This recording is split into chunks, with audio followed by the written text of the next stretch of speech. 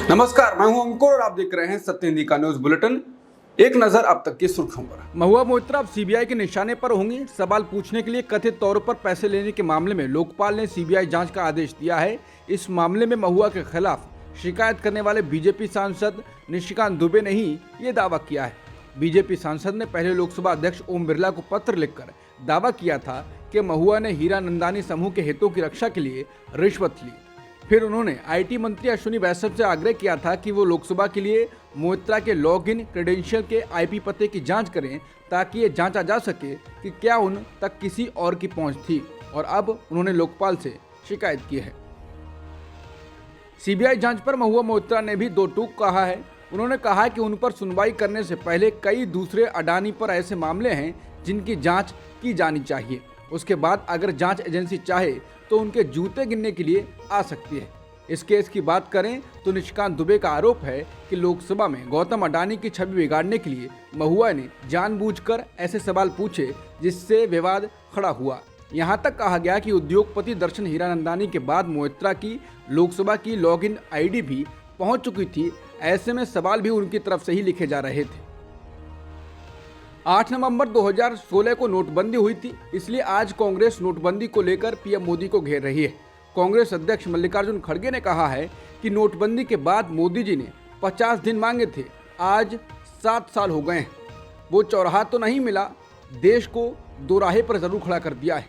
एक तरफ अमीर अरबपति अमीर हो गया है, दूसरी ओर गरीब और भी गरीब होता जा रहा है। आज 150 लोगों को श्रद्धांजलि देने का अवसर है जिन्होंने नोटबंदी के चक्रवात को झेला। खड़गे ने कहा, देश की अर्थव्यवस्था और विकास दर को गहरा धक्का लगा। एक ही झटके में लाखों छोटे व्यवसाय ठप पड़ गए, करोड़ों लोगों ने अपनी नौकरियां गंवाई।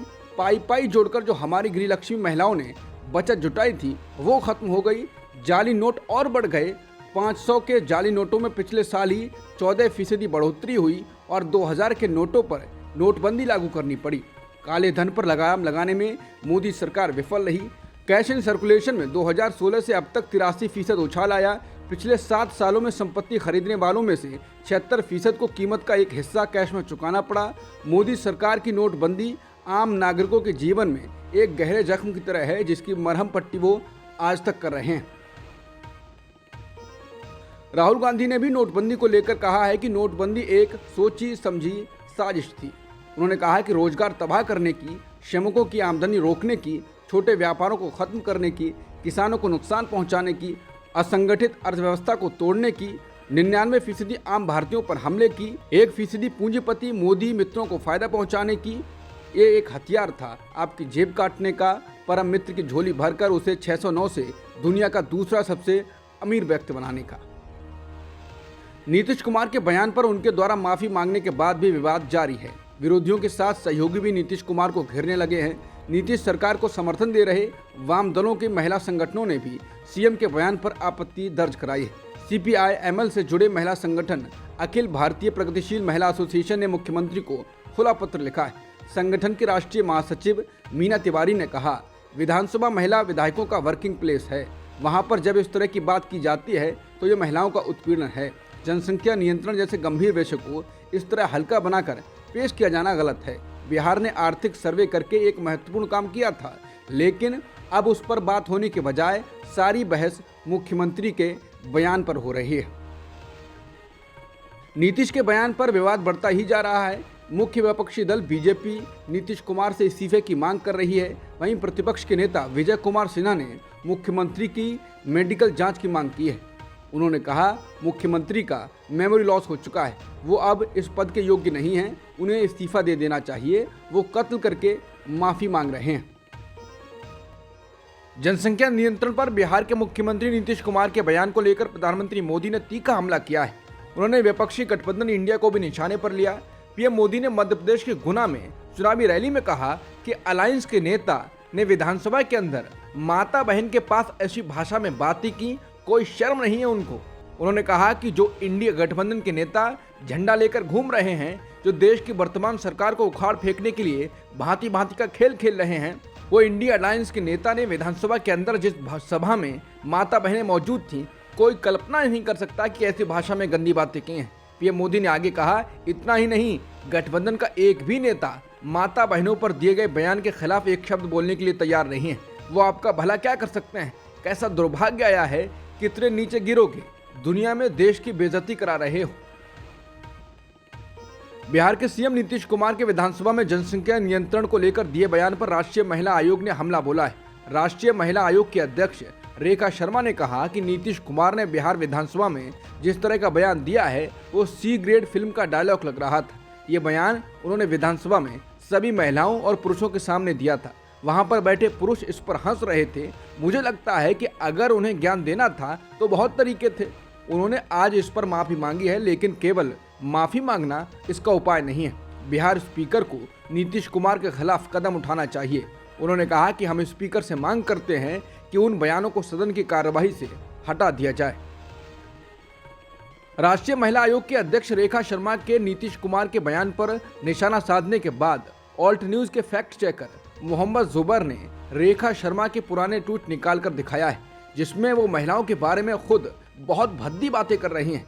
उन्होंने प्रियंका गांधी, राहुल गांधी, नेहरू और उनके परिवार में बहुत भद्दी टिप्पणियां की हुई हैं। और एक ट्वीट में तो उन्होंने ये तक कहा है कि मैं इच्छा करती हूं कि खाप पंचायत के परिवार वाले एक रेप से गुजरें और तब हम उनसे पूछेंगे कि क्या करना है। इसके अलावा उन्होंने बहुत अपशब्दों का इस्तेमाल किया है जो मैं बता नहीं सकता हूं। वहीं मोहम्मद जुबैर के ट्वीट को रीट्वीट कर सांसद प्रियंका चतुर्वेदी ने कहा है कि इसको जरूर पढ़ें। मुख्यमंत्री नीतीश कुमार विधानसभा और विधान परिषद में लड़कियों की शिक्षा और प्रजनन दर को लेकर दिए गए बयान पर माफी मांग चुके हैं। उन्होंने दोनों सदनों में कहा है कि मैं अपने बयान पर शर्म महसूस कर रहा हूं, अपने बयान को वापस लेता हूं, लेकिन इन सब के बावजूद उनकी मुसीबतें कम होने का नाम नहीं ले रही हैं। पहले तो महिला आयोग ने सीएम नीतीश कुमार पर कार्रवाई करने के लिए बिहार विधानसभा अध्यक्ष को पत्र लिखा। अब मुजफ्फरपुर में उनके खिलाफ शिकायत की गई है। शिकायतकर्ता ने मुख्य न्यायिक दंडाधिकारी की अदालत में सीएम नीतीश कुमार के खिलाफ शिकायत दर्ज कराई है। मामले की सुनवाई 25 नवंबर को होगी। मुख्यमंत्री नीतीश कुमार के जनसंख्या नियंत्रण पर दिए गए बयान पर उन्होंने विधानसभा में माफी मांगी है। जब विधानसभा में हंगामा होने लगा तो नीतीश कुमार ने कहा कि अगर मेरी किसी बात को लेकर आपत्ति है तो कृपया करके बैठ जाइए, मैं सफाई दे देता हूँ, मैं माफी मांगने के लिए तैयार हूँ, आप बैठिए तो सही। अगर मेरी किसी बात से किसी को ठेस पहुंची है तो मैं खेद प्रकट करता हूं, मैं खुद अपनी निंदा करता हूं। नीतीश ने कहा कि आपने लिखा है कि मुख्यमंत्री शर्म करें, तो मैं न सिर्फ अपने ऊपर शर्म कर रहा हूं बल्कि अपनी बातों को भी वापस लेता हूं। मैं उन सारी चीजों को वापस लेता हूं। मैं महिलाओं के पक्ष में हूं, उनके हित में काम किया है।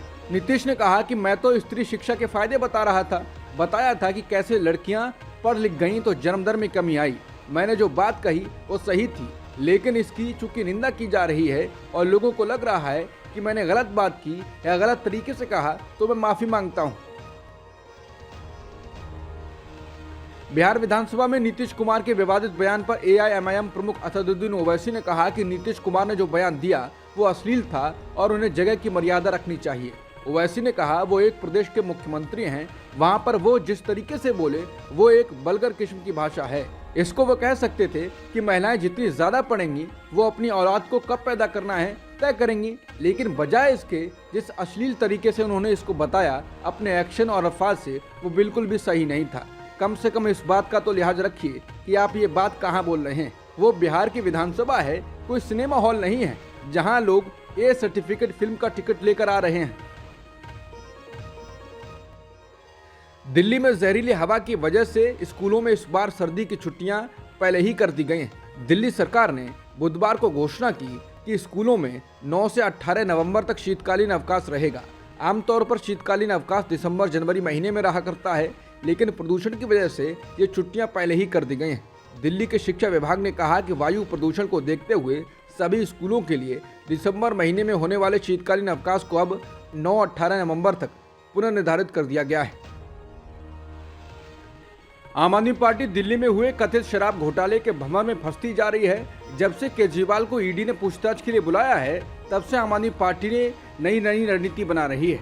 आपने मंगलवार को कहा कि वो दिल्ली, पंजाब और देश के अन्य हिस्सों के पार्टी कार्यकर्ताओं का जनमत संग्रह कराएगी कि क्या दिल्ली के मुख्यमंत्री अरविंद केजरीवाल को अपने पद से हट जाना चाहिए या फिर सीएम पद पर बने रहना चाहिए और जेल से सरकार चलानी चाहिए। केजरीवाल के नजदीकी आप नेता दुर्गेश पाठक ने कहा, आप दिल्ली और देश भर में नुक्कड़ सभाएं करेगी और जनमत संग्रह कराने के लिए घर घर जाएगी। पाठक ने बताया कि सीएम ने एमसीडी पार्षदों से मुलाकात की है, उनकी बात सुनी। उन्होंने आश्वासन दिया कि वो इस मामले पर विचार करेंगे।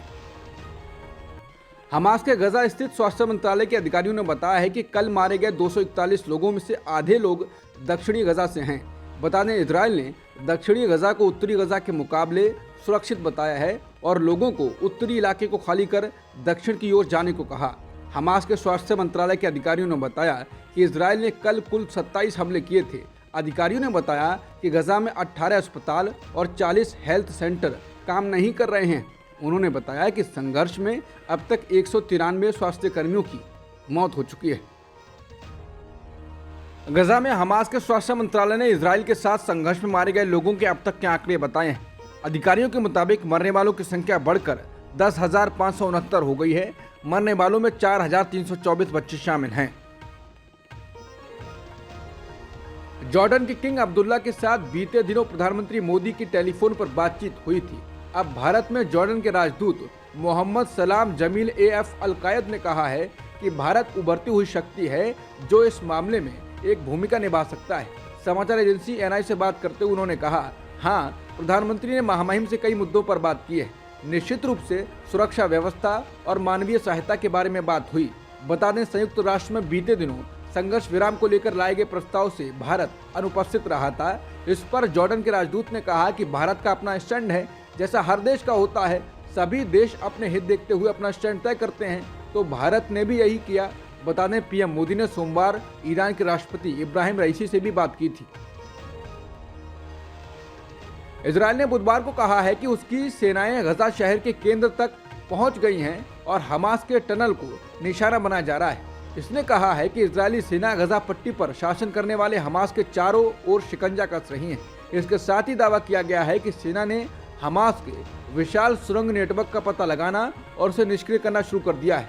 ऐसी कार्रवाई के बीच ही अमेरिकी राष्ट्रपति जो बाइडेन ने कहा है कि गजा पर फिर से कब्जा करना इजराइल के लिए ठीक नहीं होगा। ये बयान व्हाइट हाउस ने जारी किया है। इधर इजरायली प्रधानमंत्री बेन्यामिन नेतन्याहू ने कहा है कि इजराइल हमास युद्ध बड़ी ताकत के साथ आगे बढ़ रहा है। उन्होंने कहा कि इजरायली जमीनी सैनिक हर घंटे हर दिन आतंकवादी समूह पर दबाव बढ़ा रहे हैं। अमेरिकी राष्ट्रपति जो बाइडेन ने मंगलवार को पुष्टि की कि उन्होंने सोमवार को एक कॉल के दौरान इजरायली प्रधानमंत्री बेन्यामिन नेतन्याहू से गजा में लड़ाई रोकने के लिए कहा था। व्हाइट हाउस के एक प्रवक्ता ने कहा कि दोनों नेताओं ने अपनी बातचीत के दौरान मानवीय कारणों से गजा में जारी लड़ाई में रोक और बंधकों की संभावित रिहाई पर चर्चा की थी। ब्रिटेन की लेबर पार्टी के सांसद इमरान हुसैन ने गजा में युद्ध विराम की पुरजोर वकालत करते हुए कीर स्टारमर की शैडो कैबिनेट से इस्तीफा दे दिया है। हुसैन कामगारों के लिए बनाई जाने वाली नई डील के शैडो मंत्री थे। उन्होंने कहा कि वो लेबर के एजेंडे के प्रति प्रतिबद्ध हैं, लेकिन गजा पर उनका दृष्टिकोण सर कीर से काफी हद तक अलग है। सर कीर ब्रिटेन की संसद में नेता प्रतिपक्ष हैं। सर कीर ने गजा में मानवीय कारणों से पॉज की वकालत की है, लेकिन वो युद्ध विराम के समर्थन में नहीं है। हुसैन ने कहा कि वो संयुक्त राष्ट्र और अन्य संस्थाओं की तरह युद्ध विराम के मजबूत समर्थक हैं। उन्होंने कहा कि इस रक्तपात को रोकने के लिए युद्ध विराम जरूरी है। पूर्व इजरायली प्रधानमंत्री एहूद ओलमर्ट का कहना है कि 7 अक्टूबर की सुरक्षा विफलता के बाद नेतन्याहू नर्वस ब्रेकडाउन की स्थिति में हैं और अब युद्ध की समाप्ति के बाद अनिश्चित अवधि के लिए गजा की सुरक्षा का नियंत्रण लेने की तैयारी करके गलत अनुमान लगा रहे हैं। उन्होंने कहा कि नेतन्याहू सिकुड़ गए हैं, वो भावनात्मक रूप से नष्ट हो गए हैं, ये निश्चित है। इसके साथ ही उन्होंने कहा कि प्रधानमंत्री अब इजराइल के लिए खतरा बन गए हैं। अब तक की सुर्खियों में इतना ही। बाकी खबरों के लिए बने रहिए सत्यहिंदी.com के साथ।